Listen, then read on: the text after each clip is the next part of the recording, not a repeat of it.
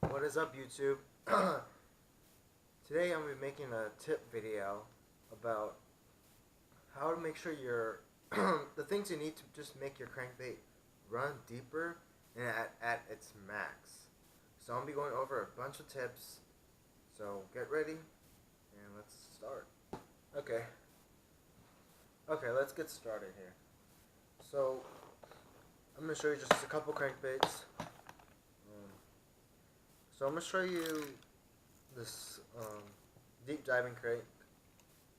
Deep diving crate right here. As you see, it's a pretty large body. And here's another deep diving crate. So here's both of them. Both got rattles. This one's not too loud, but this one has more like a deeper sound to it. So,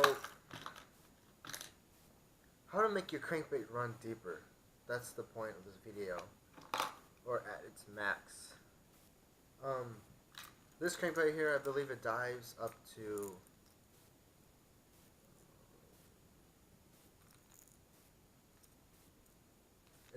like 19 feet. 19. It says it's a 6XD. It says 19 to beyond. And here's I forgot what this one is.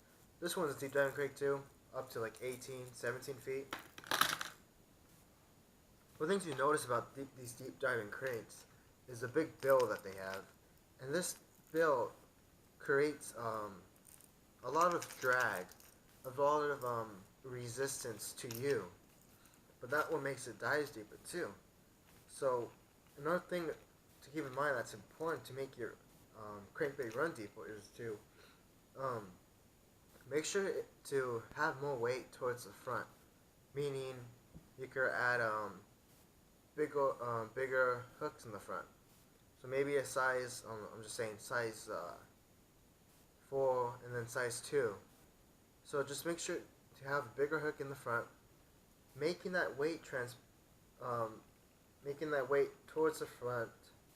So I have that downwards body, so it dives deeper and it also dives faster to deep. Because if you think about it,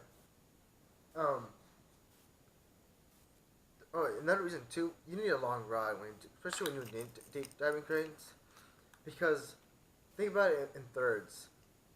So once you cast it out with your rod, 1/3 of it is going down. 1/3 and another third is hitting the bottom. Contact with bottom where the strike zone is at, and another 1/3 of it is going up back to you, to the boat or the shore, wherever you're fishing at. So it's always important to have a longer rod to stay in that strike zone longer. Another important tip too is I'm reading my notes. I make these notes. I make sure I don't forget anything. Use light line. I like to use 10 to 12 pound fluorocarbon, which could be scary sometimes, but you have to do it, especially when you're, the bass are deep and they're there. And so use that lighter line and fluorocarbon because it sinks, so it'll help the crankbait sink faster too. Another tip, make sure your crankbait is in tone. Make sure it's swimming right. You could just put it out there in the water. Just look at it in front of you. Just make sure it's swimming straight and all that. Another tip, have at least longer than make sure your rod is over 7 feet.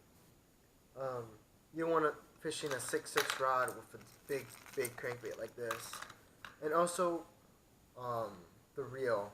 You don't want a high-speed reel. You don't want to be in the 7s or 8s, because after a day, you'll feel it. Your hands will get tired and worn out. Make sure you're using like a slower speed reel, like in the 5s. The 5s would be good. You could get away with 6, but I prefer 5 because that resistance too with that big bill that the crankbait has. Another tip is Another important thing to keep in mind is to remember how deep your crankbait goes and to know how deep your fishing is. So that's one important thing. Make sure you know your crankbaits.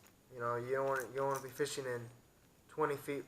Um, you don't want the bass to be in 20 feet, and you're fishing a crankbait that only dives 10 feet. You're obviously not gonna get bites, unless the bass are super hungry, and then they'll come up and eat it. Another tip is a little technique I like to do, and I think actually some pros do it too. Is if you're fishing 10 feet water and you want to get down quicker, use a crankbait that dives 12 feet. So with that 12 feet diver, it will dive faster, and make sure you're actually hitting the bottom, which is good. It creates those reaction strikes. Another important thing to keep in mind is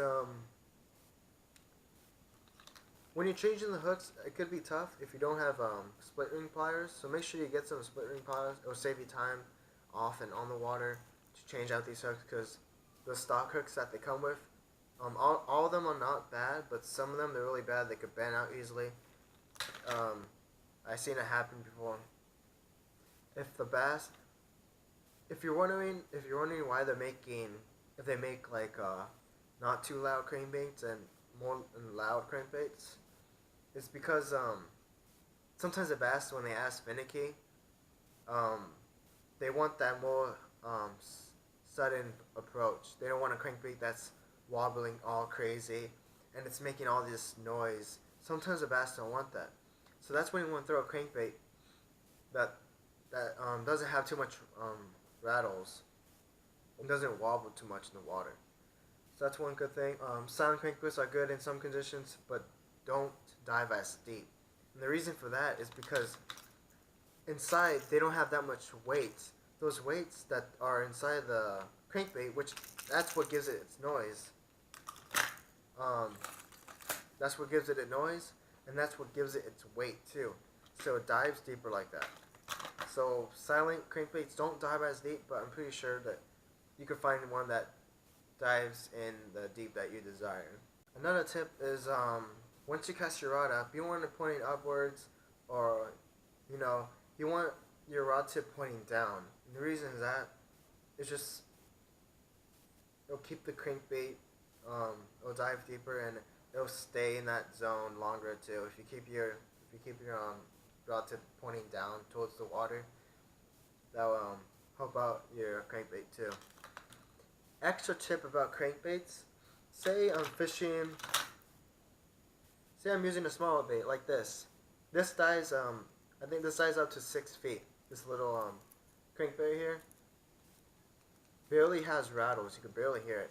It's more of a sudden approach, really quiet approach. But what I'm saying, say this dives up to 6, and I know that. Say the fish are on 10 feet. A trick that's that I see I seen it from that YouTuber One Rod One Reel.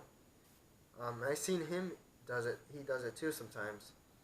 If you don't have, say you just don't have a deep diving crank, or your crankbait doesn't dive as deep, make a leader line, and then put a heavy egg weight or bullet weight.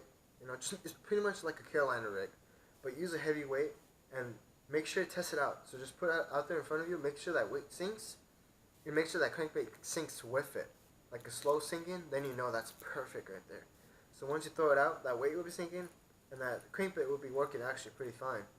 So that's one little technique I saw from One Rod One Reel, and I think he said it from himself, that he saw it from another. I think he saw it from another pro. But that's one really good tip about how to make your crankbait run deeper. And if you guys are wondering, these are my notes. It's just a notepad. This is notes. I keep it down not because I don't know it. It's just I don't want to make sure I don't miss anything. Like, I'm pretty sure if I didn't have this in front of me, I'll probably miss something out and then watch my video and then being like, oh wow, I forgot to say that. But those are tips about some crankbaits. When do I like throwing crankbaits? Spring, fall. To be honest, crankbait works all year long.